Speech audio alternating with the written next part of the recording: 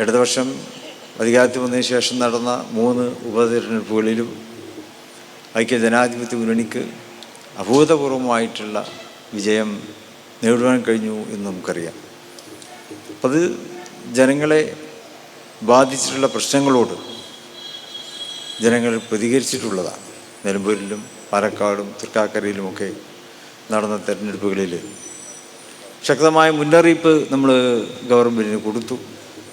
പലപ്പോഴും കോടതികൾ പോലും ഗവൺമെൻറ്റിൻ്റെ പല നയങ്ങൾക്കെതിരെയും അഭിപ്രായങ്ങൾ പറഞ്ഞത് നമുക്ക് കാണുവാൻ കഴിഞ്ഞു.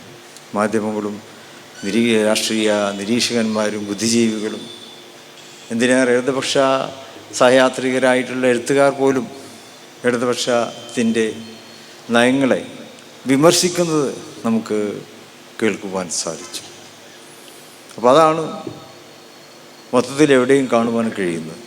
അതിനെ ആണ് നമുക്ക് തിരുത്തേണ്ടത്. ഒരു നല്ല ഭരണത്തെ കേരളത്തിന് നമുക്ക് തിരിച്ചു നൽകേണ്ടതുണ്ട്.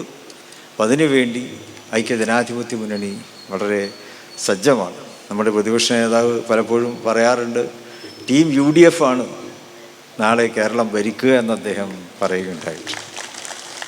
UDF അത്രക്കേറെ കെട്ടുറപ്പോടെയാണ് ഈ തെരഞ്ഞെടുപ്പിനെ നേരിടുന്ന അഭിപ്രായ വ്യത്യാസങ്ങളൊക്കെ മാറ്റിവെച്ചുകൊണ്ട് തെരഞ്ഞെടുപ്പിനെ ഏറെ പ്രതീക്ഷയോടെ UDFൻ്റെ കോൺഗ്രസ് ആയാലും മുസ്ലിം ലീഗ് ആയാലും മറ്റ് ഘടകകക്ഷികളായാലും എല്ലാം തെരഞ്ഞെടുപ്പ് ഗോതയിൽ ഇറങ്ങിക്കഴിഞ്ഞിരിക്കുകയാണ്.